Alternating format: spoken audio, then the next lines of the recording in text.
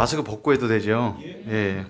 전 마스크를 꼭 벗어야 됩니다. 왜냐면 저는 코하고 입이 잘 생겼는데 이거 늘 가리고 있어갖고 근데 벗을 수 있어서 너무 감사합니다. 예. 웃어주셔서 감사합니다. 제가 이거 청소년 집회 가서 이런 얘기하면 아무도 반응이 안 하거든요. 근데 여러분 3일 동안 오늘 장로님도 잠깐 이렇게 방에 들어오셔서 말씀 나눴지만 전 뭐 교회에서 할 때는 강해 설교식으로 오늘 본문에 나타난 헬라어와 히브리어가 어떻고 우리에게 주시는 교훈이 뭔지 이렇게 많이 나눕니다. 근데 여러분 만날 수 있는 날이 3일밖에 없기 때문에 사실은 제가 경험한 하나님에 대한 이야기를 많이 나눌 겁니다. 그래서 오늘 그냥 들으시면 되고요. 제 설교의 특징은 되게 은혜스럽고 재밌는데 받아 적을 게 없다 이런 특징이 있습니다. 그러니까 안 적으시면 됩니다. 그냥 들으시고 한 가지 정도만 가슴에 남았으면 좋겠다 싶습니다. 예, 오늘은 요한복음 10장 10절 말씀은 제 인생의 말씀입니다. 그래서 제 간증을 아시고 저를 좋아하셨던 선배님이 이거 갖고 노래까지 지어주실 정도로 그랬습니다. 저는 이제 이 땅에 하나님을 믿을 수 있는 존재로 태어나지는 않았습니다.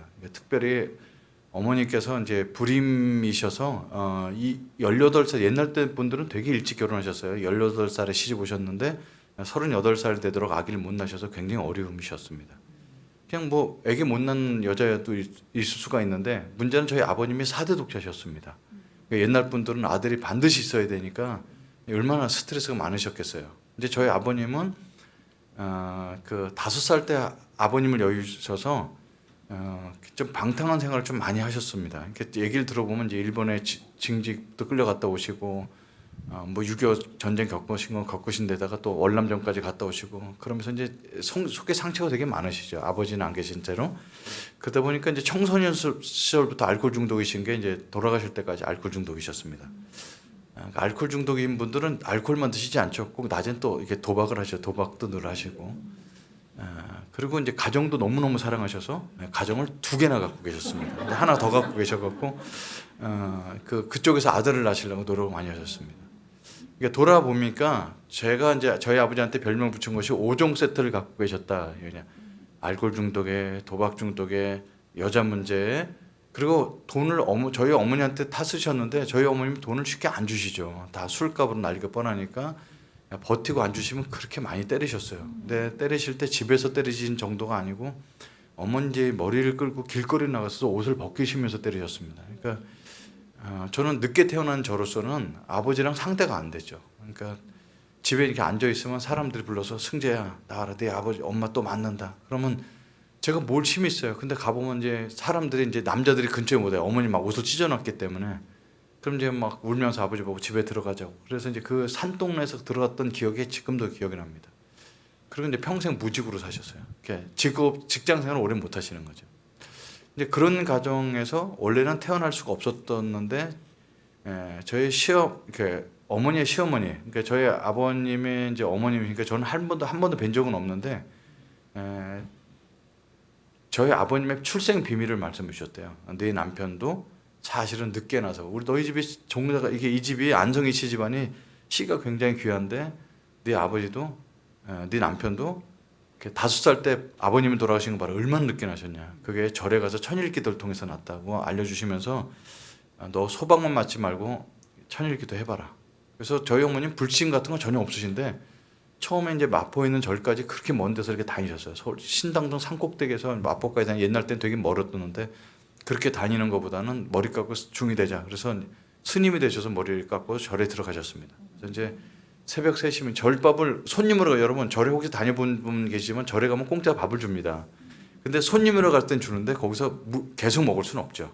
그래서 저희 어머님이 이제 아침에 일어나서 청소하고 아궁에 불 떼서 다 따뜻하게 하고 손님 오는 밥 주고 화장실 청소하고 대웅정 청소하고 마당 쓸고 이러시면서 이제 밥을 얻어 드시면서 하루에 1000배씩을 시간 내서 이렇게 절을 드렸습니다. 저희 어머님도 독하신 분이세요.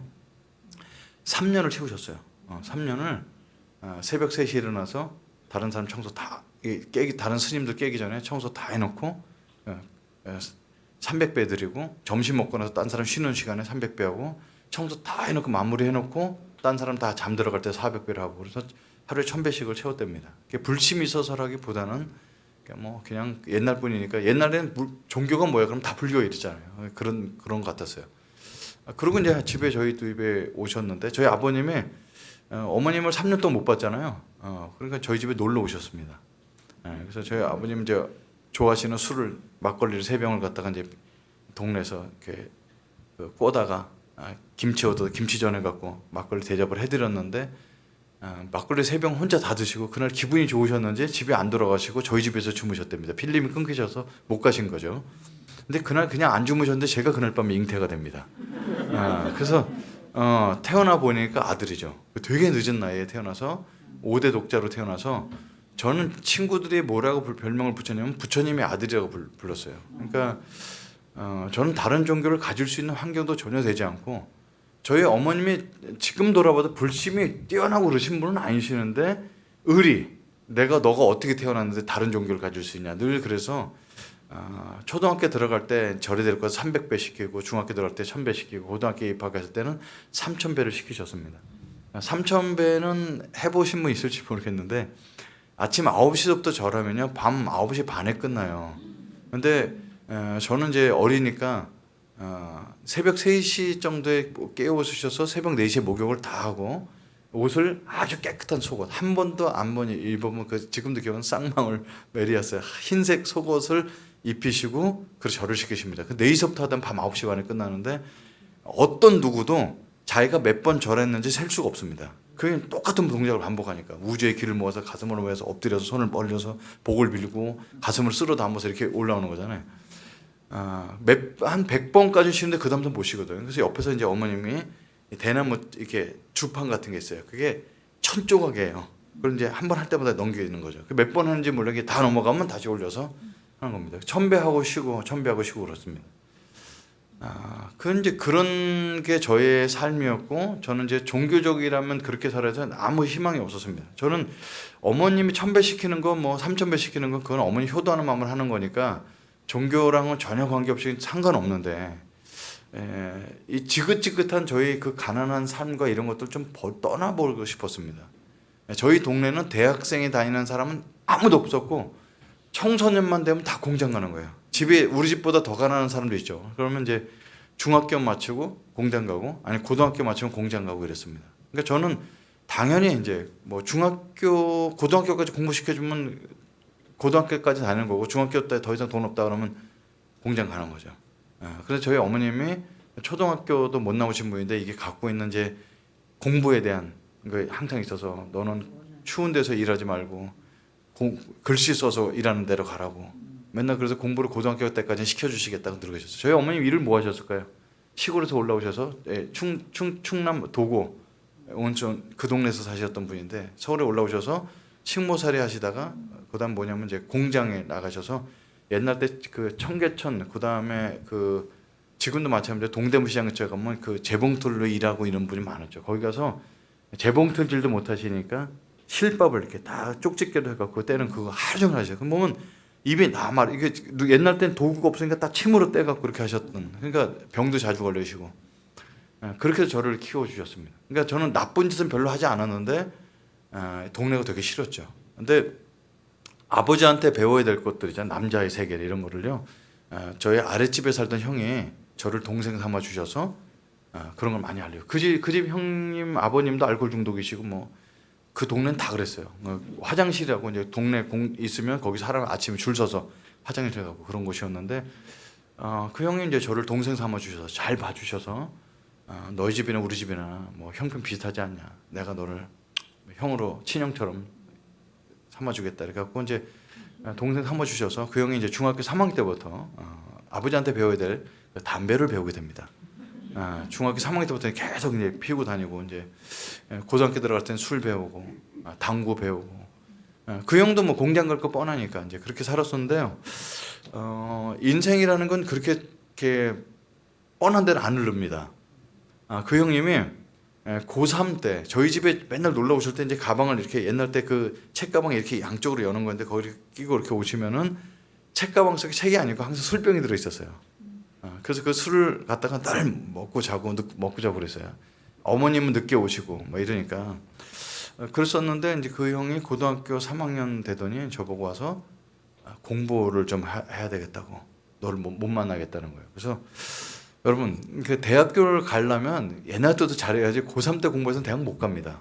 예전에 대학 가기가 훨씬 더 어려웠잖아요. 근데 1년 동안 진짜 안 보였어요. 독서실 가서 공부한다는데 저희 어머니 말로는 야, 그 아랫집에 사는 그 너 맨날 술 담배 가르쳐준 그 형 있잖아. 요새 독서실 가서 공부 열심히 한대. 피를 흘리면서 코피를 흘리면서 공부한다는 거예요. 그래서 저는 믿어질 수가 없어요. 그 형이랑 공부는 안 어울리거든요.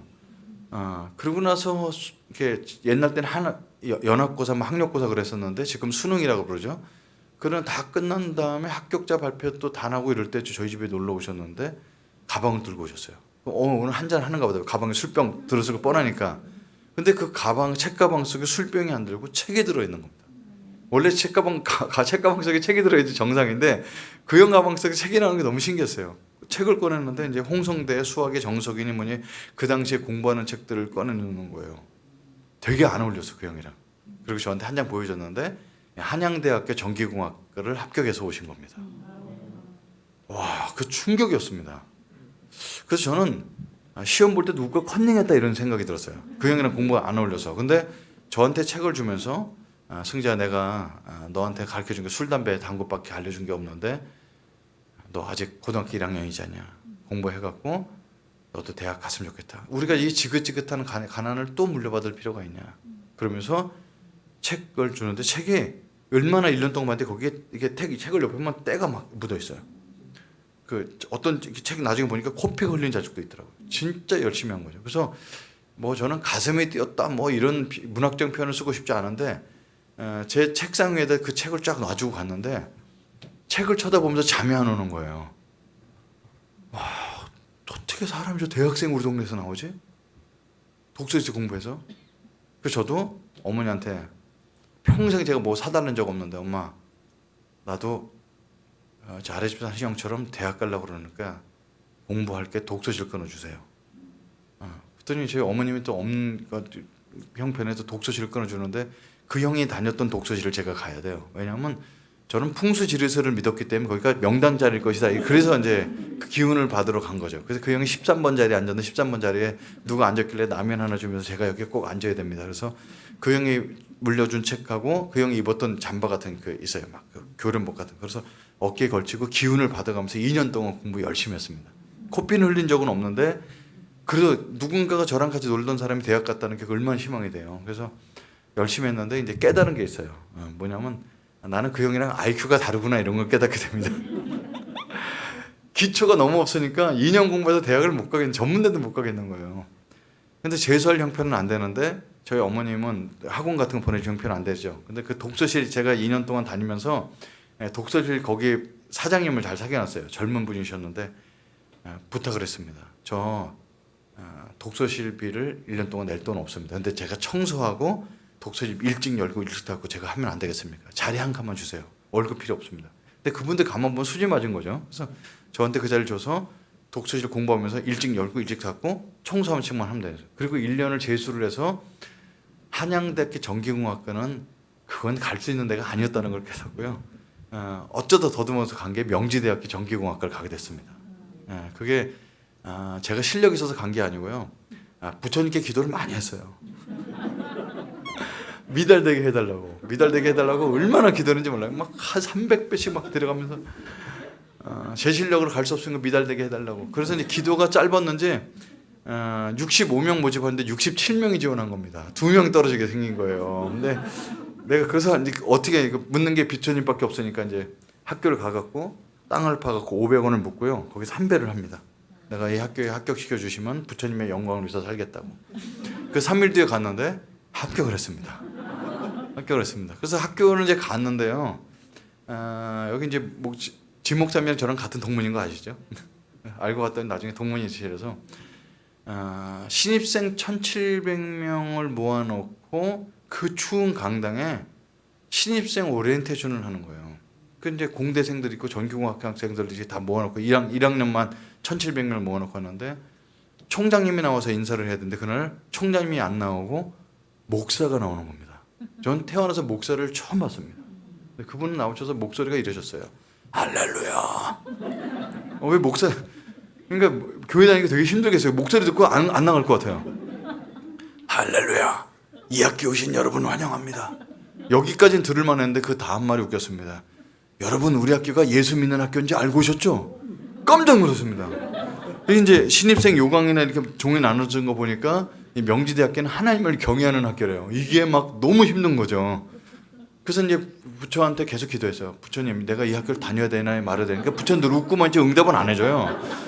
그래서 계속 이제 있는 동안에 계속 듣는데 막 2시간짜리 예수 영화를 보여주고 막 사람들 노래하고 막 기독교에 대한 제가 첫 번째 가졌던 인상은 굉장히 강압적이다 이런 겁니다.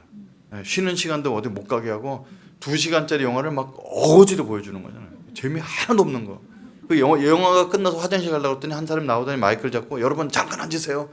이 시간에 이 영화를 보고 감동받으시면 이 시간 예수님 믿을 사람 자리에서 일어나시기 바랍니다. 막 이러는 거예요. 그러니까 기독교는 사람들 마음을 전혀 읽지 못하고 그 추운데 그래 2시간 앉혀놨으면 따뜻한 걸 돌리면서 이렇게 마음을 풀어주고 그래야지. 그렇게 강압적이더라고요. 근데 이제 광고 시간에 뭐라고 나왔냐면 우리 학교는 예수 믿는 학교 미션 스쿨이기 때문에 일주일에 한 번 있는 예배를 꼭 참석해야 됩니다. 그거 출석 일수가 모자라면 졸업이 안 됩니다. 그런 거죠. 굉장히 무섭게 했습니다. 그래서 그거를 꼬박꼬박 참석했어요. 그러니까 거기에 들으면서 설교를 들으면서 뭐 믿음이 생기거나 전혀 그런 건 안 생기고 기독교에 대한 반감밖에 안 커졌죠. 그러나 어느 날 그렇게 예배를 마치고 이렇게 나오는데 한 선배님이 저한테 뒤에 대고 형제님 이렇게 부르십니다. 돌아보니까 키도 조그맣게 생겼고 얼굴에 예수쟁이라고 써 있어요. 이렇게 그런 얼굴 있잖아요. 예수쟁이라고 써 있어요. 교회 아니면 써 있을 얼굴이 아니에요. 누가 여기도 몇 번 그런 분 보이시는데, 그러니까 교회에서밖에 활동 안 하는 그런 얼굴 같은 분이 형제님 그러면서 되게 웃으면서 얘기를 하시더라고요. 그래서 왜요? 그랬더니 제가 이 학교에 온 이유가 있습니다. 예수 믿는 사람의 두 번째 특징 뭐냐면 묻지 않아도 자기 얘기를 한다 이런 특징이 있습니다. 그래서 왜요? 학교는 공부하러 오신 거 아니에요? 그랬더니 저는 이 학교를 복음하려고 왔습니다. 그게 뭔가요? 그랬더니 예수 믿는 사람을 찾아서 함께 예수 안 믿는 사람 전도해서 모든 사람을 예수 믿게 하는 꿈이 있어서 학교에 왔다는 거예요. 참 이상한 사람이다. 근데 저한테 무슨 볼 일이신가요? 그랬더니 저는 맨 앞자리에 앉거든요. 항상 앉아서. 근데 저를 몇 개월 동안 저를 관찰했다는 겁니다. 맨 앞자리에 앉아서 찬송도 크게 하시고 딴 사람 다 나올 때 앞에 앉아서 기도까지 하고 나오시는 모습이 너무 아름답다는 거예요. 기도는 무슨 기도를 이렇게 앉아서 그냥 낙선하다 나오는 건데 예수 믿는 사람 자기가 보고 싶은 대로 보잖아요. 그래서 그 형한테 빨리 얘기했죠. 형, 저 불교예요. 어머님 스님이세요. 그랬더니 깜짝 놀라는 거죠. 불교가 왜 예배를 드리냐고. 그래서 뭐 부처님의 자비하심으로 듣습니다. 뭐 악법도 법인데. 그랬더니 그러지 말고 예수님을 꼭 믿어야 된다. 성경을 꼭 한번 읽어봐라. 내가 정말 선배로서 전자공학과 3학년 선배님이셨는데 선배로서 내가 꼭 한번 부탁한다. 동아리 룸에 찾아와갖고 나랑 성경 공부 딱 한 번만 했으면 좋겠다. 하나님 대해서 정말 알았으면 좋겠다. 그래서 이제 사람도 뭐 착해 보이고 그래서 알았어요. 수업 끝나면 다음에 갈게요. 이렇게 약속으로 갔습니다. 여러분 그런 약속은 안 지키는 거예요. 왜냐면 그걸 하도 붙들고 길게 얘기하니까 이제 빨리 떼려고 이제 그런 약속을 했는데 집에 가는데 그 약속한 게 떠오르는 겁니다. 집에 가면 되죠. 근데 혹시 기다리는 거 아니야? 이러다가도 뭘 기다리겠어? 그냥 지나가는 말 한 말인 건데 이렇게 하는데 뭐가 마음에 걸리냐면 그 기독교 믿는 사람한테 내가 불교인하고 얘기했는데 약속을 안 지키면 불교가 똥이 되는 거예요. 그래서 이거는 이거 안 되겠다 싶어갖고 차를 타고 내려가다 발길을 돌렸어요. 부처님 영광을 위해서 살기로 했던 내가 그걸 안 지키면 안 되겠어. 그래서 학생관 4층에 올라갔는데 그분이 기독학생 회장님이세요. 그 실로함이라는 곳이었는데 그걸 기독학생 이렇게 써놨어야 되는데 좀 몰라죠. 이제 우리 지민호 목사님이 했던 활동입니다. 근데 거기를 찾아갔어야 되는데 이제 어딘지 모르니까 저는 십자가 그려져 있는데 찾아가면 되는 줄 알고 올라갔는데 그 명지대학교 4층 학생관 4층은 다 기독 동아리입니다.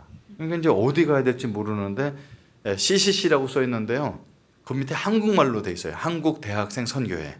맨 뒤가 교회잖아요. 그래서 여긴가 보다. 근데 거길 두들겼습니다. 그랬더니 문을 열어서 들어오세요. 봤는데 남학생 셋하고 여학생 한 명이 이제 기타 치면 놀고 있습니다. 자기는 나름대로 찬양하는 거지만 뭐 제가 볼 때는 기타 치고 남녀가 노는 거죠. 뭐. 그런데 어떻게 오셨어요? 그래서 제가 이렇게 생긴 사람 불러서 왔다 했더니 그런 사람은 없지만 잘 오셨습니다. 무조건 앉아갖고 막 4명에서 주의 사랑으로 환영합니다. 막 노래 손도 이렇게 불러. 저는 기독교가 친절하게 내가 이런 노래를 불러줘도 될까 이러고 물어본 적이 한 번도 없다는 거예요. 노래 다 끝난 다음에 교회 안 다니시죠? 그래서 어떻게 하셨어요? 그랬더니 이 노래를 모른다는 건 교회 안 다닌다는 뜻입니다. 그러더니 사형리에 대해서 들어보셨어요? 혹시 여러분 사형리라고 아시나요? 전도하는 데 쓰는 책자가 있습니다. 그래서 안 들어봤는데요. 그랬더니 바로 읽어주는 거죠. 하나님은 당신을 사랑하시며 당신을 위한 놀라운 계획을 가지고 계십니다. 우리는 죄인입니다. 이런 걸 읽어주는 겁니다. 제가 듣고 싶다는 소리 한 적도 없는데 너는 무식하니까 들어야 된다 이런 4명이 이제 계속 읽어주는 건데요. 저는 이제 저희 전기공학과는 1학년부터 4학년까지 100% 여학생이 한 명도 없습니다. 다 남자예요. 근데 그 동아리 룸에 여학생이 한 명 있으니까 신경이 되게 쓰이는 거죠. 그래서 솔직히 그 책자를 보는 게 아니고 이제 여학생 신발을 보는 거예요. 와. 근데 제가 나이트클럽에서 본 아가씨들은 이 구두를 신고 그랬는데 펑퍼짐한 운동화를 신었어요. 그리고 바지를 입었어요. 그 손이 보이는데 손에 아무것도 안 칠했어요. 야, 별종이다. 이런 아가씨가 다 있네. 그러고 있는데 예수님을 믿으세요 하고 이제 이 기도문이 당신의 마음에 드십니까라고 자꾸 저를 밀어붙이는데 마음에 안 들어요라고 얘기하고 싶었죠. 그런데 이제 어차피 예수 안 믿을 거 그 여학생 얼굴이나 한번 보자 그래서 용기를 해서 여학생 얼굴을 딱 봤습니다. 근데 지금도 잊지 못합니다. 화장을 하나도 안 했고요. 머리를 뒤로 이렇게 올백으로 넘겼는데 두꺼운 안경을 썼어요. 아무 화장 없고 꾸민 게 하나도 없습니다. 한눈에 봐도 수녀처럼 보였어요. 수녀가 이 학교를 다니나 보다 이렇게 생각했는데 그 수녀 같은 아가씨가 1년 선배님이 누님이셨는데 저한테 예수님 믿으세요. 근데 그걸 거절을 못 하겠는 거예요. 여학생 한 얘기. 그래서 믿겠습니다. 저도 모르게 거짓말을 했더니 손이 막 8개가 날라오더니 제 손을 잡고 막 영접 기도문을 따라고 하라고 이제 예수님 강제로 영접당하고 집에 갔습니다.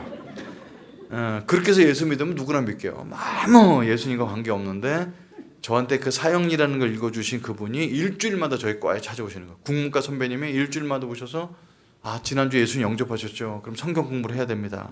그래서 밥을 사주시고 1시간 성경 공부. 그 다음 주에 밥 사주시고 1시간 성경 공부. 이제 그렇게 계속 해주셨어요. 근데 성경 공부는 저한테 하나도 안 들었는데 그 형한테 제가 말을 했죠. 형, 이렇게 1대1로 만나는 건 너무 좋았어요. 왜냐하면 여러 가지 질문을 하고 대답할 수 있으니까 좋은데 밥도 사주고 그런데 1대1로 만나니까 여학생을 볼 기회가 없잖아요. 그래서 이제 여자 좀 하나 소개해 주세요 이 소리를 하고 싶은데 이제 감히 그 소리를 못 하겠고 그래서 이제 그 형한테 뭐라냐면 형 저는 이렇게 다 같이 모이는 모임이나 이런 데 못 가나요? 이렇게 물어봤어요. 근데 그 형이 눈이 조그마신 분이 이렇게 커지시면서 이렇게 믿음이 빨리 자라는 형제는 처음 봤다고 너무 좋아하시는 거예요.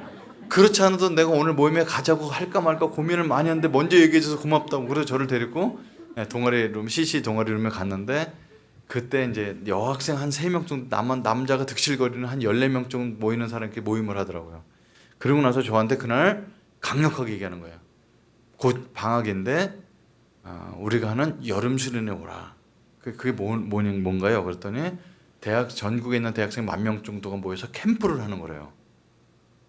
저 그런데 가보고 싶었어요. 대학생들 모여서 한잔도 하고 캠프파이어도 하고 얼마나 멋있어요. 그래서 보니까 막 10,000명이 모이는 사진 찍어서 보니까 반이 여학생이잖아요. 5,000명은 여학생일 것이라는 생각이 들어서 저 가겠다고 약속을 하고 이제 그걸 들고 어머니한테 갑니다. 스님 시주 좀 부탁합니다.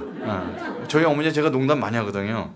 저희 어머니 또 욕도 자주 하세요. 이 줄이랄로만 뭘 또 그래서 12,000원만 있으면 좋겠다고 내가 여기 캠프에 가야 된다고. 그랬더니 12,000원이 어딨어? 그랬더니 사진 쫙 보여주면서 여기 여학생 이렇게 많은데 며느리감 데리고 오겠다. 그랬더니 바로 치마를 거두셔서 1,000원짜리 12장을 셔서 부모님들은 그 며느리감이 약하시더라고요. 1,000원짜리 12장을 쳐갖고 주시는 거예요. 그래서 12,000원을 쓰는 비용을 완납하고 그냥 가면 안 될 것 같아갖고 저는 담배 2각이면 충분하지만 손님 접대용으로 4각을 더 준비해서 6각을 준비하고요.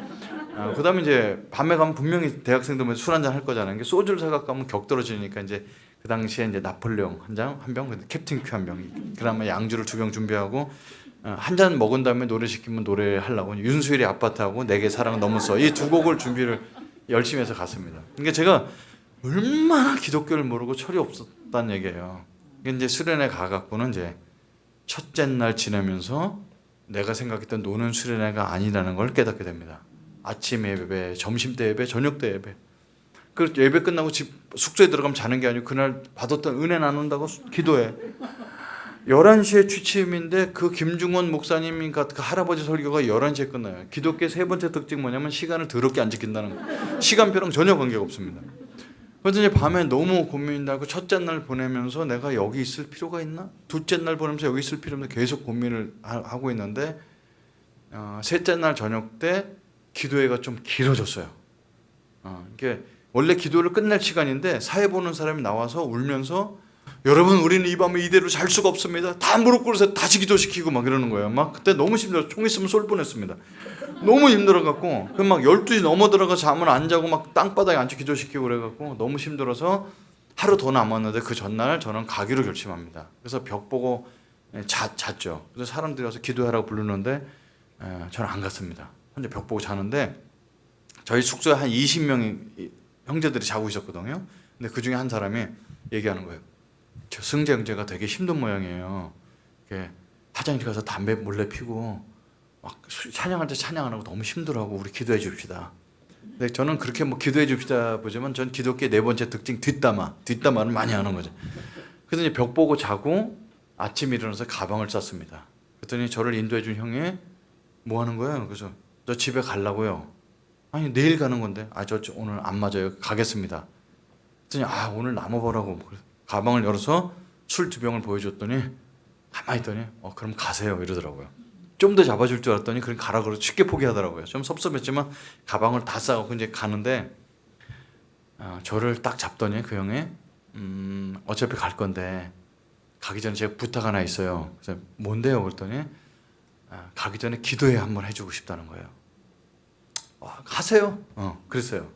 기도를 하는데 저를 이제 붙잡고 이제 기도해 줄 줄 알았는데 혼자 기도하지 않고 방에다 광고를 하는 겁니다. 오늘 승재 형제가 수련의 마지막 날인데 너무 힘들다고 합니다. 오늘 집에 간다고 하는데 혹시 이 형제를 위해서 기도해 주고 싶은 분은 앞으로 나오세요 이러는 거예요. 20명이 다 나오는 거예요. 여러분 그 당시에 할렐루야 기도하면서 기도해서 사람 때려 죽일 때예요. 그러니까 이게 막 이 사람 때리는 거 아니야? 좀 겁을 먹었는데 때리진 않고 20명이 손을 잡고 얼마나 기도하는지 소리를 너무 질러대요. 여러분 부처님은 귀가 크세요. 그래서 속으로만 기도해도 다 들으시는데 하나님은 귀가 작은지 막 소리를 지르는 거죠. 막 그렇게. 그리고 막 기도해서 이 사람이 기도하면 마치면 집에 가면 된다 싶었는데 이 사람이 기도를 하지 않고요. 돌아가면서 기도를 시키는 겁니다. 이 기도가 길어지게 생긴 거죠. 막. 근데 여러분 기독교는 얼마나 몰상식하냐면 내가 예수 집에 간대요. 그럼 저를 위해서 기도해 준대요. 그럼 어떻게 기도해 줘야 되나요? 버스도 잘 타고 안전하게 집에 갈 수 있도록 기도해줘. 근데 이 사람들 뭐라고 기도하냐면요. 지금이라도 마음 고쳐먹고 남게 달라고 기도하는 거예요. 여러분 나무라는 건 저한테 얘기해야지 왜 거기다 대고 얘기하는 거예요. 나보고 가라 그러고. 그러니까 기독교는 믿기가 되게 어려운 종교인데 돌아가면서 다 말은 다르지만 지금이라도 마음 고쳐먹고 남게 달라고 기도하는 거죠. 이 형만 기도하면 집에 가면 된다. 버티고 있는데 이 형이 기도를 안 해요. 왜 안 하나 봤더니 웁니다. 눈물이 뚝뚝뚝 떨어져 있어요. 근데 이제 여러분 예수 믿는 사람 울면서 할 말은 다 하는 거 아시죠? 이 형제가 오늘 마지막 날인데 뭐 그러면서 계속 기도하면서 막 뚝뚝 울고 있어요. 여러분 예수님 안 믿는 제 입장에서 볼 때 믿는 사람이 저를 위해서 울면서 기도해주면 감동받을 것 같잖아요. 근데 저는 그때 그렇지 않았어요. 이거 안 맞아요. 부모님이 돌아가시면 울 수 있지 내가 집에 간다는데 지가 왜 울지? 막 이 병신 왜 울고 막 그래서 저는 그렇게 생각을 했습니다. 근데 저희 어머님이 늘 저한테 하셨던 말씀이 뭐였냐면 승재야 우리가 돈은 없이 살지만 인생을 살면서 남의 눈에 눈물 나게 하면 안 돼. 네 눈물에 피눈물 난다. 이런 얘기를 많이 하셨어요. 그러니까 이게 그래서 이거 어떡하지? 그래서 우는 형 손을 잡고서 울지 마요. 남으면 될 거 아니에요. 그때 20명이 다 주님께 영광의 박수를 돌리는 겁니다. 하나님의 기도 응답을 해주셨대. 여러분 응답은 제가 시켜줬어요. 그러니까 기독교는 안 믿는 사람 입장에 볼 때는 이게 믿을 수 있거나 이게 안 맞습니다. 우리가 하는 행동은 굉장히 자연스러운데 안 믿는 사람이 와서 볼 때는 되게 이상한 행동이죠. 그래서 그날 하루 더 남기로 해서 저는 아무 데도 안 가고 밥도 그냥 먹고 뭐 요절 외워야 되나 요절 안 외우고 먹고 이렇게 막 하루를 때우고 있었어요. 그래서 오늘 밤만 지나면 다 내일 집에 간다고 그러는데 그 마지막 날 저녁 때 10,000명이 모여서 집회를 하는데 밖에서 찬양 소리는 들리죠. 저는 가고 싶지 않으니까 안 가죠. 해는 점점점 지죠. 숙소에 앉아서 불을 켜는데 불이 안 들어와요. 다 전기를 내려놓고 와갖고. 그래서 이제 찬양은 모르니까 가기 싫은데 찬양 소리가 뭘 1시간 정도 되는 거의 끝날 때쯤 돼가는데 혼자 깜깜한 데 있는 것보다 가는 게 낫겠다는 생각이 들어서 거길 갑니다. 사람들이 다 서서 찬양하다가 내가 가니까 다 앉아서 이제 설교 말씀 들으려고 대표 기도하고 이런 시간에 가서 뒤에 조용히 앉았어요. 저는 아무 기독교랑 아무 관계가 없죠. 그래서 이제 사람이 나 사회 보는 사람이 오늘도 김종근 목사님께서 나와서 말씀 전하시겠습니다. 그때 할아버지가 나오는데 그분이 이제 매일 저녁마다 설교하셨거든요. 근데 한 번도 기억에 남는 설교가 없습니다. 한쪽 귀로 듣고 한쪽 귀로 흘리고 하나도 설교가 들어오지 않았어요. 근데 그날 저녁에 설교를 어떻게 시작하셨냐면 모든 사람은 죄인입니다. 모든 사람은 죄인입니다. 제가 다시 말씀드립니다. 모든 사람은 죄인입니다. 아무리 예쁜 미스 코리아도 예쁜 죄인일 뿐입니다. 똑똑한 박사를 몇 개를 갖고서 그 사람은 똑똑한 죄인일 뿐입니다. 우리 양심이 우리가 죄인인 걸 말해줍니다. 성자일수록 자매로 굵습니다. 이것이 우리가 죄인이라는 증거입니다. 여러분, 죄의 값은 사망이라고 되어 있습니다. 여러분, 21세기에 천국과 지옥 이런 것이 없다고요? 아닙니다. 분명히 있습니다. 과학자들이 하나님께 돌아오고 있습니다. 하나님의 세상을 연구하고 과학을 연구한 사람일수록 창조주가 있다는 걸 믿고 돌아오고 있습니다. 여러분, 천국과 지옥은 분명히 있습니다. 이게 제가 37년 전에 들었던 설교입니다. 이렇게 계속 이런 얘기를 하고 있습니다. 그날 설교밖에 기억 남지 않습니다. 그래서 다 지나버린 얘기처럼 다 지나고 있어서 아무 상관이 없는데 여기서부터 이제 아픔이 올라오기 시작합니다. 여러분, 저 같은 가정 환경에서 자란 사람은요, 결핍되고 아픈 게 많습니다. 근데 저희 집에는 비밀이 하나 있었는데 그 비밀은 뭐냐면 저희 집에는 저보다 먼저 태어나신 정신박약아 소아마비 누나가 있습니다. 그건 아버지가 딴 데서 나가고 왔을 가능성이 굉장히 높은데 아무튼 얘기를 안 하시는데요. 저보다 6살 많은데 바보입니다. 그래서 침을 늘 흘리고 밥을 먹여줘야 되고 이렇게 소아마비이기 때문에 걷지를 못해서 다리를 이렇게 늘 꺾어져 있고 이 손으로만 밀고 이렇게 다니고 먹는 것이 다 위로 가니까 가슴이 굉장히 크고 얼굴이 커요. 그러니까 남이 보면 남자인 줄 아는데 여자입니다. 근데 그걸 항상 밥을 먹여주고 그러는데 문제는 이제 오줌 싸는 건요. 이게 막 내 옛날 때 내복 같은 걸 다 걸레로 만들어서 오줌을 다 막아갖고 다 짜갖고 바지 벗겨주면 되는데 3일에 한 번씩 막 똥을 싸면은 양이 많습니다. 그러면 이제 아버지는 안 계시고 어머니는 공장 나갔다가 10시 정도에 들어오시는데 저는 이제 초등학교 2학년 때까지는 방에 안 들어가요. 마루에 이렇게 앉아 있습니다. 거기서 그러면 엄마는 내가 누나가 똥 쌌기 때문에 방에 안 들어가는 거 알죠. 그러면 그때 이제 어머니는 벌써 연탄 불에다가 물을 따뜻한 물 해갖고 고무다라에다가 해갖고 이제 빨래비누 갖고 들고 가죠. 그럼 바지를 벗길 때 이게 꺾어져 있는 다리니까 바지 벗기기 되게 어려워요. 똥이 다 묻습니다. 그럼 그걸 손으로 다 요강하게 털어내서 물로 닦아서 빨래비누에서 이렇게 하는 걸 다 이제 봤죠. 근데 초등학교 3학년쯤 되니까 철이 들어서 어머님이 누나 똥을 치우고 와서 저렇게 밥을 먹고 하는데 늦게 주무시니까 초등학교 3학년 때 제가 처음으로 똥을 이제 치우기 시작합니다. 그러고 나서는 친구들이 저를 노는데 껴주지 않습니다. 왜냐하면 제 몸에서 냄새가 나기 시작하고 누나 똥 치운 걸 알기 때문에 그 자치기 한다고 막대기 이런 거 못 만지게 하는 거예요. 그리고 저는 그날서부터는 이제 지금을 얘기하면 왕따죠. 친구들이 저랑 짝꿍 안 하려고 그러고 몸에서 냄새 난다 그러고. 저는 그러면 누나 똥 치우고서는 이제 벽 보고 있어요. 불교에서 배운 거 벽 보고 참선하는 걸 많이 배웠는데 벽 보고 있으면 그냥 계속 그럽니다. 제가 사람들의 웃기고 재밌게 하고 막 이러니까 제 속에 있는 정서가 굉장히 밝은 줄 알지만 저랑 같이 살고 있는 사람 알죠. 제가 슬픈 영화 좋아하고 우울한 노래 좋아하고 이런 것들이 정서가 있습니다. 벽 보고 있으면 계속 눈물 흘리고 그럽니다. 그러다가 이제 힘든 날은 뭐냐면 아버지가 오셔서 또 어머니랑 싸우고 뭐 유리창 깨고 막 그래서 이제 또 주전자 같은 거 다 찌그러져 있고 그러면 이제 어머니가 밤새 맞다가 돈을 주면 그것도 나가서 한 일주일이나 이렇게 오시는 거죠. 그럼 제 속에서는 어떤 분노가 자라나면 어머니가 번 돈만 갖고도 내가 학교에 육성회비 충분히 낼 수 있고 학용품을 살 수 있는데 죄송합니다 이런 표현 써서 저 새끼 때문에 내가 학용품도 못 사는구나. 저는 아버지라고 한 번도 불러본 적이 없습니다. 그러면 자라면서 내가 언젠간 저 새끼 죽인다. 계속 이렇게 행동도 못 옮길 거면서 그렇게 하는 거죠. 제가 고등학교 1학년 됐을 때 저희 아버님 오셔서 어머니를 또 때리는데 어머니 안 맞죠. 왜냐면 알코올 중독인 분은 삐쩍 말르시고 어머니도 이제 중년이 넘어가니까 힘세시니까 안 맞죠. 근데 아버님이 어머니를 심으로 안 되니까 화장실 옆에 있는 부삽을 갖고 와서 어머니를 막 찍어대는 걸 보고, 제가 화장실에 부엌에 부뚜막에 앉아서 그 100일 정도 밑에서 숙제하고 있다가 저러다 어머니 죽겠다 싶어서 오늘 내 마음속에 언젠가 저놈 죽이려고 그랬는데 오늘 그날이다 해갖고 고등학교 1학년 때입니다. 그 수박 자른 그 식칼을 들고 들어갑니다. 여러분, 그 제가 청소년 집회가 여기 청소년도 앉아 있지만 청소년 때는 이 마음에 분노를 삭히지 못하고 욱하는 걸 참지 못하면 인생은 한 방이에요.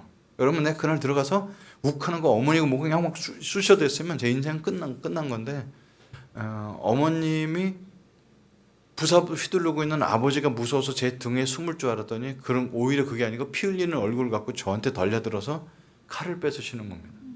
내가 왜 살겠냐, 내 바보 보고 살겠냐, 이 중독자인 아버지 보고 살겠냐, 너 하나라도 그냥 공장에 다니든 뭐 하든 너 하나라도 정상적으로 살라고 살고 있는데 네가 오늘 사고 치면 되겠냐고 칼을 뺏으시려고 그러십니다. 제가 그 칼을 아버지 배에 꽂지 않고 장롱에다 꽂아놓고 나갑니다. 그리고 나가서 아침 해가 떴을 때 엄마 아빠 나간 다음에 들어와선 학교 갈 가방을 챙겨놓고 이제 도시락 싸야 되고, 그다음에 이제 마당에 가서 씻는데, 옛날 때 마당에 수도꼭지 하나밖에 없는데 살았으니까 이렇게 씻고 이제 방에 들어가서 이제 수건으로 얼굴 닦으며 들어갔는데 저희 바보 누나가 제 책을 가끔 잘 찢어요. 왜냐면 그 장난감이 그것밖에 없으니까. 근데 어저께 숙제한 노트를 잘 찢어서 질겅질겅 씻고 있는 겁니다. 그런 적 많았거든요. 근데 저는 어차피 공부 잘하긴 틀린 놈이니까 그런 적 많았는데, 그날은 아버지에 대한 분노와 이런 것들이 있으면서 이 바보 누나 얼굴이 아버지 얼굴을 보이는데 막 그 누나를 해선 안 될 행동에 누나를 막 굿하기 시작합니다. 이 병신이 우리 집에 와갖고 난 친구는 너 때문에 데릴 거 없었고 내가 너 똥이나 치워주러 태어났냐 그러면서 장애인 누나를 막 때립니다. 장애인 누나는 말을 못하기 때문에 입술을 이렇게 비틀어가면서 파랗게 질려서 벌벌 떨면서 그만 때려달라는 그 얼굴을 막 때립니다. 그리고 이 온갖 분노를 다 쏟아놓고 학교를 갔죠. 그날 저녁이 금요일인데 저희 집은 금요일 날 저녁 때마다 일주일에 한 번씩 누나를 목욕을 시킵니다. 늘 침을 흘리고 냄새 나니까. 그래서 그날도 똑같이 이제 물을 끓여놓고 고무 달아야듯이 방에 집어넣고 어머니 오실 때 됐으니까 옷을 벗겼는데 가슴과 등허리와 팔뚝에 시커먼 게 있는 거예요. 그래서 때가 있나 이렇게 봤더니 아침에 내가 꼬집고 때린 자중마다 다 먹는 겁니다. 그래서 그거를 본능적으로 이거 어머니한테 보이면 안 되겠다 싶어서 대충 물로 닦아놓고 옷을 입혀놓고 일부러 목욕물을 바깥에 내놨어요. 어머니가 와서 너 혼자 시켰냐? 그래서 제가 시켰어요. 그래서 그 다음 주도 제가 시키고 5주 6주를 시키고 나니까 먹는 자족이 다 없어졌죠. 완전 범죄입니다. 저는 그냥 착한 아들이에요. 어머니가 그렇게 했어도 술 담배 안 하고 돌아다니지만 막 경찰서 불려간 적 없는 착한 아들이에요. 아무도 내가 장애인을 때렸다는 사실을 모르고 완전 범죄입니다. 저는 아직도 착한 아들이에요. 그리고 3년 뒤에 제가 재수할 때 저희 누나는 26살 나이로 죽습니다. 옛날 때 그 정신박이와 소아마비인 사람도 오래 못 살았습니다. 26살 나이로 죽어서 장례식장 가갖고 화장을 하고 뼈를 제가 다 산에 뿌리고 집에 와서 누나가 입던 그 다 낡아 빠진 옷들 다 아궁이에 태웁니다. 다 끝났어요. 누나 흔적도 없습니다. 완전 범죄예요. 다 끝났어요. 그냥 아무도 내가 장애인 누나를 때렸다는 걸 모르는데 그 수련의 마지막 날 모든 사람은 죄인입니다. 모든 사람은 죄인입니다. 죄의 값은 사망입니다. 천국과 지옥은 분명히 있습니다. 근데 여기가 몇 터져 나가면서 제가 지옥 가는 건 괜찮은데 그렇게 숨겨놨던 아무 자기를 방어할 수 없었던 장애인 누나를 때렸던 그 죄책감이 여기서 막 밀려오는 거예요. 여러분, 불교에서 죄를 용서받을 수 있는 방법이 있어요. 절을 3000배씩 하거나 무릎팍으로 108계단 오르거나 내가 소고기 돼지고기를 먹어서 그런 희생을 했다면 내가 4월 초파일 날 미꾸라지 사고 방생하고 이렇게 해서 자기 죄를 씻으려고 노력하는데 여러분, 그렇게 해서 죄를 씻을 수가 없다는 거 제가 너무나 잘 압니다. 여러분, 내가 장애인 누나를 그렇게 구타하고 때린 걸 누나가 살아있지도 않은 사람한테 어떻게 용서를 구하고 용서를 구한다도 바보 누나가 저를 어떻게 용서해 줄 수가 있겠어요. 그렇게 용서를 받을 수가 있는 것이 아닙니다. 그래서 저는 알죠. 그 양심이 힘든 건 알죠. 너무 그래서 혼자서 가슴을 쥐어뜯고 있는데 설교가 들립니다. 여러분, 죄를 용서받을 수 있는 유일한 방법이 있습니다. 우리 힘으로도 능으로도 돈으로도 해결되지 않는 거 우리의 죄인데 죄를 용서받을 수 있는 유일한 방법은 죄를 알지 못하신 하나님의 아들 예수 그리스도를 믿는 방법입니다. 그분은 죄가 없으신 상태로 이 땅에 오셨습니다. 그래서 우리의 모든 죄를 다 전가받으셔서 십자가에 달려 마지막 피 한 방울까지 다 흘려주신 그분이십니다. 우리 인간의 힘으로는 죄를 용서받을 수가 없습니다. 근데 그분을 믿음으로, 그분이 대신 십자가에 죽으신 걸 믿음으로 죄를 용서받을 수 있는 유일한 길이 있습니다. 그러는 거예요. 저는 교회 나가본 적이 없습니다. 처음 듣는 얘기인데 논리적으로는 안 맞습니다. 내가 잘못했는데 왜 다른 사람이 대신 용서받을 수 있단 말이야. 막 논리가 안 맞습니다. 그런데 그날 앉아서 혼자서 막 가슴을 끓고 있는데 이 시간에 예수님을 주인으로 받아들여서 죄를 용서받고 싶은 분은 이 자리에서 예수님을 영접해서 자리에서 일어나라고 그러는 거예요. 근데 제가 그거 어떻게 일어나겠어요? 근데 옆 주변에 막 대학생들이 일어나는 걸 보고서 저는 먼저 손을 모아서 기도를 했습니다. 태어나 처음으로 하는 기도인데 혼자 그냥 기도하면 안 될 것 같으니 이 말을 이거를 10번으로 막 깼어요. 왜냐하면 양심이라는 게 있지. 어떻게 내가 공짜로 받을 수가 있어. 그러면서 이 말을 10번을 깨고 예수님 저는 교회 안 다니는 거 아시죠? 성경책 읽어본 적도 없는 거 아시죠? 나 같은 것도 용서받을 수 있나요? 그러는데 막 눈과 코에서 눈물이 쏟아지면서 예수님을 영접하라는 사람 자리에서 일어나라고. 그래서 우리 바보 누나 천국 보내달라고 기도를 합니다. 말도 안 되는 기도인데, 그리고 나는 나 같은 건 지옥 가도 싸지만 저 같은 것도 용서받을 수 있나요? 그러면서 예수님을 주인으로 받아들이는 기도를 따르면서 일어났습니다. 그때 다른 사람한테 없는 체험인데 파란색 빛이 제 가슴 속에 들어오는데 눈, 코, 입은 없는데 나를 향해서 환하게 웃어주는 얼굴이라는 걸 느끼게 됩니다. 그 빛을 품고 숙소에 들어가서 벽 보고 잡니다. 근데 사람들이 들어와서 또 제 얘기 하더라고요. 아까 일어나는 거 봤어? 막 이런 거. 또 뒷담화 하는 거예요. 그래서 뭐 사람들 말하거나 말거나 벽 보고 잤으면 새벽 5시에 눈 떠서 이게 딴 사람 다 자고 있는데 저 혼자만 일어난 거예요.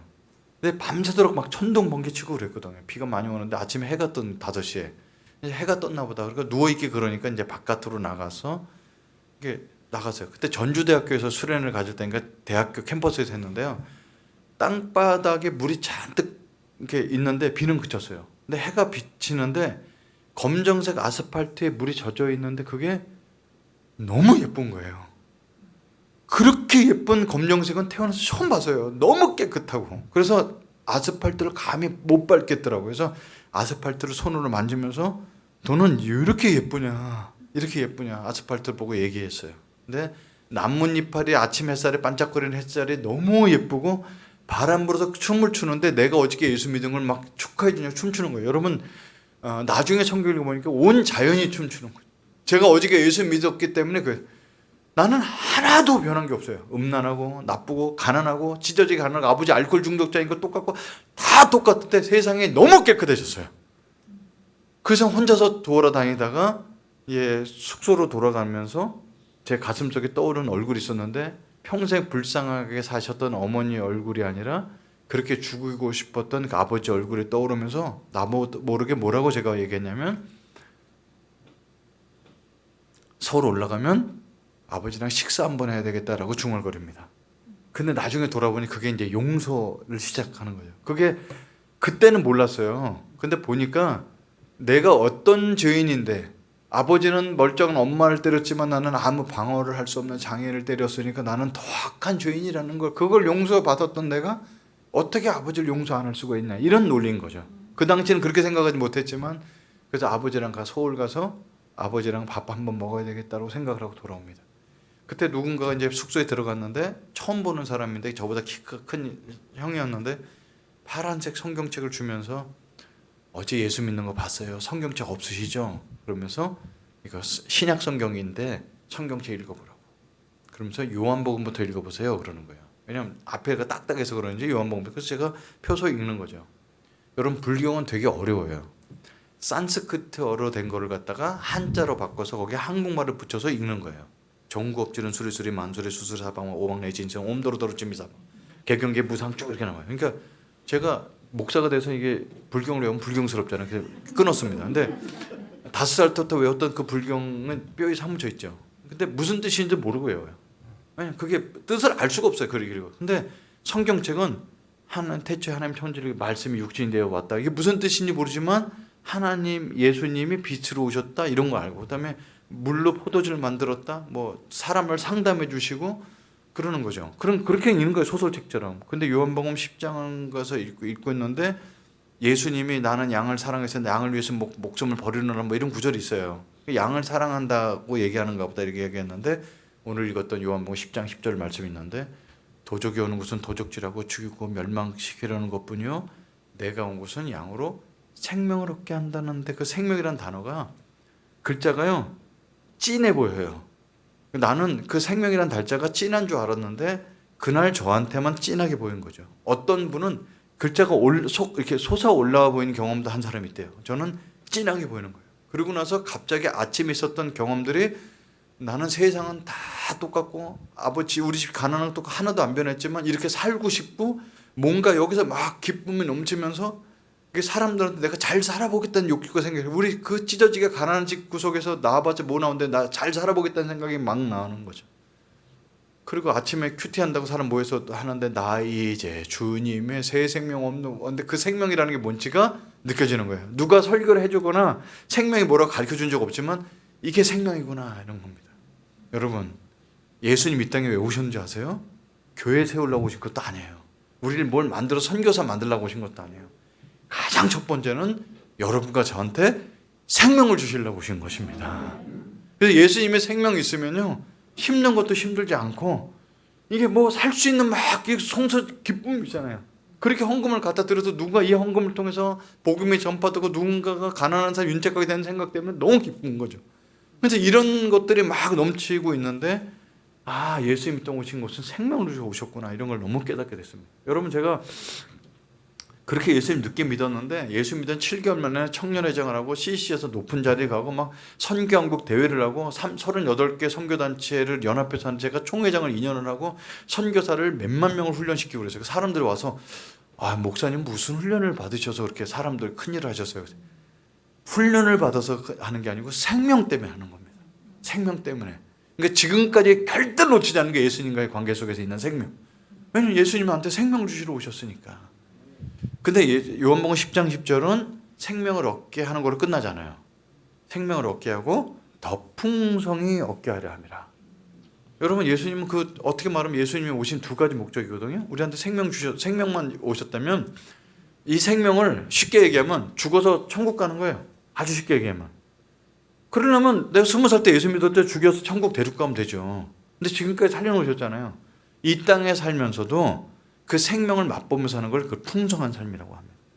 여러분 그 풍성한 삶은요 사람들마다 다 정의가 달라요. 여기 이제 뭐 몇십 명 앉아 계시는데 다 달라요. 나는 이게 채워지면 풍성한 삶인 것 같아. 아니야 나는 정말 좋은 배우자를 만나서 그 사람이 결혼해야지 풍성한 삶인 것 같아. 아니야 나는 정말 내가 하는 사업이 대박 나야지 풍성한 삶이야. 아니야 나는 내 손주들이 이렇게 됐으면 풍성한 삶이야. 사람들마다 풍성한 삶이 다 다릅니다. 왜? 왜냐하면 사람들마다 갖고 있는 결핍이 다르기 때문에 부족한 게 다르기 때문에 그래요. 여러분 저한테 풍성한 삶은 뭐일까요? 저는 가난하게 살았지만 돈 때문에 그렇게 막 쩔쩔매보진 않은 것 같아요. 돈 없어 막 뭐 이러진 않은 것 같아요. 뭐 가난한 불편한 데서 하는 거죠. 그리고 막 높은 자리 가는 건 별로예요. 뭐 그 책임감이 커야 되기 때문에. 근데 저한테 풍성한 삶은 뭐냐면요 행복한 가정을 한번 가져보는 겁니다.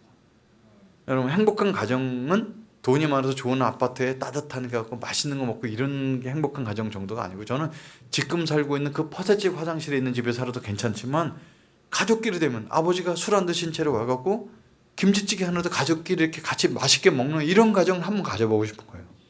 그냥 어떻게 보면 되게 소박해. 가족끼리 모여서 밥 한 번 먹을 수 있는 가정. 이게 행복한 가정이죠. 여러분들 행복한 가정을 가지려고 그러면 어떻게 가져야 되냐면 결혼을 해야 돼요. 근데 결혼하기가 무섭습니다. 어떤 게 올바른 가정인지 본 적이 있어야지. 그래서 이게 어려운 거예요. 그리고 제가 이제 교양 과목을 듣다 보면은 교수님도 나다 뭐라 그러냐면 아버지가 엄마를 때리는 걸 보고 자란 사람은 결혼해서 아내를 분명히 때린대요. 10명 때린다. 아 이래서 아빠가 엄마를 때렸구나 이해하고 때린다는 거예요. 근데 여러분 제가 결혼해서 누구랑 결혼했어요. 사랑해서. 근데 화가 날 때도 있죠. 화가 날 때 있을 때 아버지가 엄마 때린 것처럼 나도 똑같이 때릴까 봐 그게 무서운 거예요. 그 자녀가 나면 얘랑 뭐하고 놀지? 너무 무서운 거죠. 그래서 저는 영화 같은 데 보면은 아들이 태어났다가 딸이 태어났다가 뭐 그거 안고 아빠가 너무 좋아하는 거 전 거짓말 같습니다. 이거 보면 겁이 나지 얘가한테 뭘 어떻게 아버지 할지 모르겠어요. 그게 너무 힘들었어요. 그래서 이제 누구랑 연애를 하기가 되게 어려워서 그 동아리 룸에 갔을 때 제일 먼저 만났던 그 수녀 같은 누님한테 상담을 했습니다. 나는 이렇게 해서 가정을 꼭 갖고 싶어요. 누나 이렇게 해서 좀 사람 좀 소개해 주세요. 그랬더니 대학 CCC라는 데는 연애하는 곳이 아니야. 뭐 그래서 그 누나 그래도 한 명 소개해 주세요. 그때 그 누나가 많은 사람 소개해 줬어요. 그래서 이제 그 중에 한 사람이랑 연애를 하게 됐는데 그 자매는 어머님이 전도사님이세요. 그러더니 저한테 그렇게 믿음을 가르쳐 주려고 노력을 많이 했는데 여러분 둘이 서로 사랑하게 됐거든요. 근데 자매는 믿음이 좋고 저는 이제 초신자잖아요. 그럼 제가 이렇게 올라갈 줄 알았는데 그게 안 올라가고 이게 내려와요. 그래서 이제 하향평준화 돼서 수업 빼먹고 놀러 다니고 막 이렇게 에버랜드 그 당시에 이제 용인엔 자연농원이라는데 에버랜드 놀러 다니고 막 이러고 이제 돌아다니는 거죠. 근데 그 자매가 7개월쯤 사귀어서 정말 결혼하고 싶었는데 이 자매의 인생엔 결혼이 없어요. 미국 유학 가서 공부하는 게 꿈이에요. 그래서 7개월 동안 너무 뜨겁게 사랑했는데 이 자매가 미국으로 떠나버립니다. 나보고 공부하는 동안 7년 내지 10년 걸릴 건데 기다려달라는데 그건 기다릴 수 없다. 이렇게 보냅니다. 7년 어떻게 기다립니까? 그래서 보내죠. 그래서 이제 그 누나가 내가 이제 너무 기운 없어 다니니까 누나가 이렇게 차내 자식이 그 여자 없다 그렇게 기운 빠져서 다니면 되겠냐. 그래서 한 명 더 소개해줬어요. 내가 너를 위해 한 명 더 준비했어. 그래서 이제 근데 그 자매는 너무 부자예요. 그러니까 이게 안 맞아요. 집에 여러분 그 80년대 중반에 학교에 그랜저 타고 오는 거예요. 그러니까 되게 부자죠. 그 신동아 그룹에 무슨 외동 손녀딸이니 뭐냐 그런 소문도 있었고 그랬어요. 그러니까 안 맞죠. 그래서 이제 헤어지게 됐어요. 여러분 제가 대학교 졸업한 다음에 CC 간사가 돼서 한 명 그 누나한테 소개를 받았는데 너무 잘 맞는 거예요. 전도사고 신학생이고. 그래서 야, 이 결혼해야 되겠다 싶은데 제가 선교사 꿈이라니까 뒤로 넘어가는 겁니다. 아니 전도사가 왜 선교사가 꿈이무려. 그래서 금식기도원 가서 5일 동안 금식하고 나왔어요. 얼굴이 너무 예뻐갖고 나왔더라고요. 그래서 이제 하나님 뭐라고 그러셨어? 그랬더니 너무 웃으면서 형제는 아니라고 말씀하셨어. 이렇게 이제 헤어지게 됩니다. 하나님의 지금 그 자매 어떻게 된지 아세요? 지금 일본 선교사로 가 있으면 쌤통이죠. 자기 뜻대로 안 되는 거예요. 이제 그러고 있었는데 그 누나한테 이제 더 이상 그 헤어졌다는 얘기 듣고 편지를 써서 승재 형제는 지금 간사까지 돼서 사역자가 됐는데 사역자가 조심해야 될 게 3가지인 거 기억해. 여자 문제 조심해야 되고 돈 문제 조심해야 되고 권력 문제. 이 3가지 권력 때문에 이 3가지 때문에 무너지는데 형제는 돈이나 권력은 괜찮은 것 같아. 근데 여자 문제 때문에 이게 참 너무 외로움을 타니까 여자 문제 때문에 넘어질 것 같아. 너무 고민스러운데 더 이상 소개해 줄 사람이 없어. 어떡하지?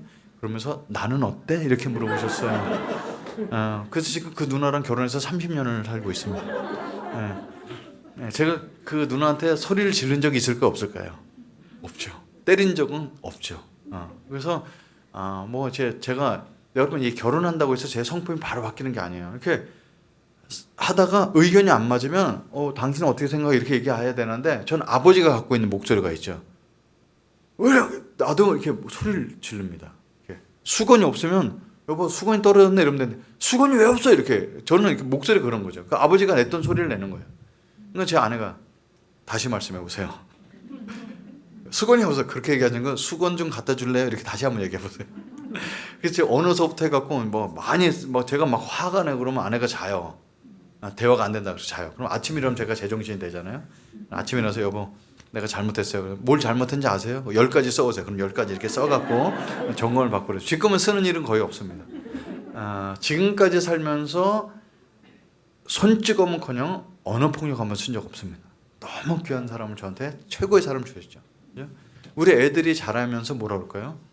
그렇게 우리 선교사로 잘못없이 그렇게 찢어지게 가난하게 살았는데 평지도 선교사였기 때문에 근데 애들이 커서는 이제 뭐라냐면 나는 결혼하면 우리 집처럼 아들들의 딸 하나 낳고 아빠 곁에 살고 싶어요. 왜? 아빠 뭘 잘해줬다고. 돈도 없고 그런데 아빠가 어렸을 때 우리랑 데리고 놀아줬던 거 똑같이 손주 나면 데리고 놀아주세요. 그런 거야. 그러니까 물론 애들이 커갖고 손주를 데리고 온다는 건 괴로운 일일 수 있어요. 지금 볼 때 얼마나 힘들어요. 그럴 수도 있어요. 근데 아이들한테 그 깨진 가정의 트라우마를 주지 않고 가정을 갖고 싶었던 마음을 가졌다는 게 저는 이미 행복합니다. 저는 이미 풍성한 삶을 선물로 받았습니다. 풍성한 삶을. 여러분 하나님께서 풍성한 삶을 살게 해주실 때는요. 전 다른 사람 부러운 것들이 많죠. 그러니까 가족끼리 모여서 행복하게 밥을 먹는다든지 저는 졸업식이나 이럴 때 부모님이 와본 적이 없기 때문에 졸업식이 싫었어요. 오면 친구들이 와서 사진 찍고 무슨 졸업장 동그란 통에 이렇게 넣어갖고 이렇게 가면서 졸업식 때는 지금이나 똑같아. 짜장면집 가서 짜장면 먹고. 근데 저희 학교에서 집까지 걸어가는 그 골목길에 짜장면집이 3개나 있다는 거. 거길 지나가는 너무 싫었습니다. 짜장면이 여러분 초등학교나 이게 졸업하고 중학교 졸업할 때 그 먹거리가 귀할 때 짜장면 냄새가 얼마나 맛있겠어요. 근데 거기 지나가는데 친구 엄마가 일어나서 나보고 먹고 가라고 부르는데 거길 못 들어가고 울면서 집에 갔습니다. 내가 크게만 해봐라. 우리 애들이랑 가서 막 짜장면 시컷 먹을까 이렇게 생각을 했다는 거죠. 그러니까 크레용 살 돈이 없으니까 옆집 가갖고 옆방에 가서 청소해갖고 일부러 남이 버리고 간 쪼가리 주머니 넣었다가 몰래 그거 그림 그려서 내고 그 할 건 어떻게 살았어요. 그러니까 하나님 나라에 들어가면요 쓰레기통에 버릴 게 하나도 없는 거 아세요? 로마서 8장 28절 29절에 하나님 뜻대로 부르심을 입은 자들에게는 모든 것이 다 합력하여 선을 이룬다를 미국 사람들은 There's no trash in heaven. 하나님 나라에는 쓰레기통이 없다 이렇게 표현한 거죠.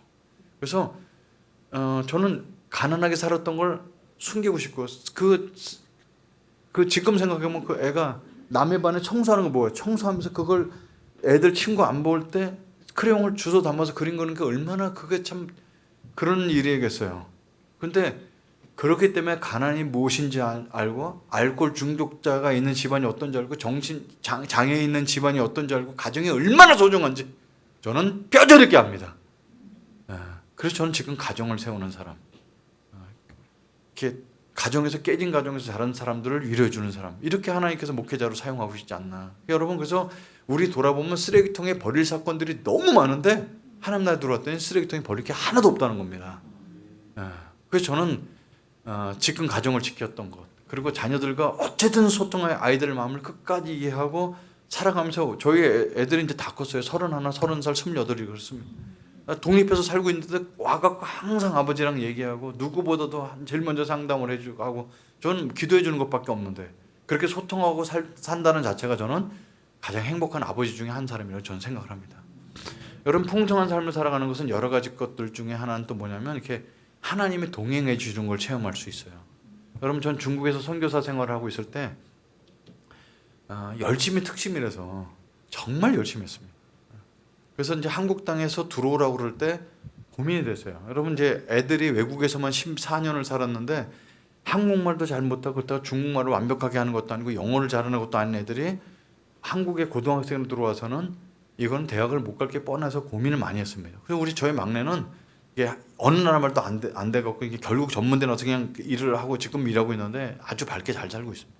학력이 전부는 아니라고 정말 생각하는데 아이들을 교육적인 부분 내려놓는 건 괜찮았지만 제가 있었던 사역지와 중국 사람들을 간사로 세워서 그들을 사역자로 세워놓고 제가 이제 떠나오는데 여러분, CCC라는 데는 사역만 잘하는 게 문제가 아니고 그 사역에 필요한 돈도 모금을 해야 됩니다. 그게 이제 책임인데 1년에 한 3천만 원 정도는 따로 모금을 해야 그 사역이 돌아가는데 제가 중국 친구한테 자리를 물려주고 싹 와버리면 그 친구는 자기 생활비 한 달 10만 원을 모금을 못하는 중국 애가 어떻게 1년에 3천만 원씩을 모금을 할까 고민이 많이 됐습니다. 그래서 제가 한국 와서 돈을 붙여줄 수 있는 입장은 못 되고 한국 가면 저도 살기가 어려울 테니까 그래서 기도를 하는데 하나님께서 승재야, 중국 땅에는 한인교회가 있다고 깨닫게 해주시는 거예요. 근데 저는 한인교회 한 번도 나가본 적이 없습니다. 왜냐면 거기 나가면 뭐 하시는 분이세요?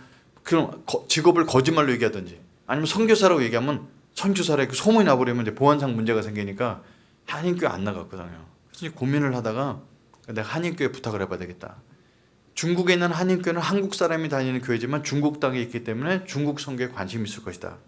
근데 제가 있는 동네는 교회는 좀 작아서 기차로 2시간 떨어진 교회가 있어요. 한인교회가 뭐 선김의 교회 뭐 이런 교회였는데 거기는 이제 목사님들도 다 가명을 써요. 뭐 야고보, 저는 디도 이렇게 다. 그러니까 누군지 모르죠. 근데 전화를 걸고서 비서 집사님이 받아주셔서 목요일날 저녁 오후 2시에 약속을 잡으셔서 갔어요. 근데 가는 동안 저는 평신도고 목사님 만나서 처음 보는 사람인데 돈 얘기를 꺼냈던 게 얼마나 마음이 떨려요. 그래서 기도를 많이 부탁하고 컴퓨터로 제 사역 속에 다 담아서 기도하면서 가면서 하나님 너무 기가 막히게 제가 아는 사람이라도 만나게 해주세요. 제가 목사는 목사 세계는 잘 모르지만 그리고 이제 그 소개를 받고 그 방에 똑똑하고 담임 목사실에 딱 들어갔는데 담임 목사님 제가 아는 사람을 만나게 됩니다. 그 담임 목사는 누구냐면 어렸을 때 저한테 술과 담배 본드를 알려주던 그 논팽이 형이 거기 담임 목사로 오고 있는 거예요. 그 형도 저보고 놀라고 저도 그 형 보고 놀라고. 그 형은 어떻게 여기까지 오게 됐어요? 야 말도 마라, 동아리 잘못 들어가서 여기까지 오게 됐어. 그래갖고 저랑 너무 똑같은 거죠. 그래서 껴안고 얼마나 울었는지 몰라요. 그래서 20년 동안 모르고 자랐던 지난 세월을 같이 얘기를 쭉 나눠보면서 아주 기가 막히게 예수 믿고, 부인이 믿음이 더 좋으신 분이세요. 부부가 목사예요. 부인이 먼저 목사 안수를 받고 남편이 나중에 목사 한 케이스예요. 그래서 뭐 그 집에 들어 형수님한테 내가 엎드려 절을 했다는 거 아니에요. 우리 형님 구해줘서 고맙다고. 그래서 그 형님이 밥 차려서 밥을 먹고 하룻밤 거기서 잤어요. 근데 그 다음날 아침에 일어나서 승재야, 너 나한테 모금할 게 아니라 우리 교회에 한번 얘기해봐라. 그래서 금요일 저녁 때 철야기도 때 저한테 자리를 줬어요. 철야기도에 400명 정도 나오는 큰 교회였습니다. 그래서 30분 시간 얻었는데 거의 20 몇 분 정도는 우냐고 얘기를 못했어요. 중국에 있었던 얘기도 울면서. 그리고 맨 마지막에 눈물로 부탁했습니다. 저는 여러분한테 후원을 받지 않아도 됩니다. 왜냐하면 전 한국으로 돌아가기 때문에. 근데 중국 땅에 남아있는 우리 중국 제자들이 굶지 않도록 여러분이 꼭 후원을 해주셨으면 좋겠습니다. 그런데 그 밤 10시에 끝났는데 모여서 갑자기 비상 당회를 열어서요. 이런 거예요. 1년에 3천만 원 우리 교회에서 큰 돈 아닌데 여기에 전폭적으로 후원해 주십시다. 그래서 만장일치로 1년에 3천만 원씩을 그 사역을 위해서 후원해 주기를 결정해 주셨습니다. 거기서 하룻밤 더 자고 그 다음날 아침에 기차 타고 오는데요. 중국은 기차가 이렇게 4명씩 서로 마주보고 앉아있게 됐어요.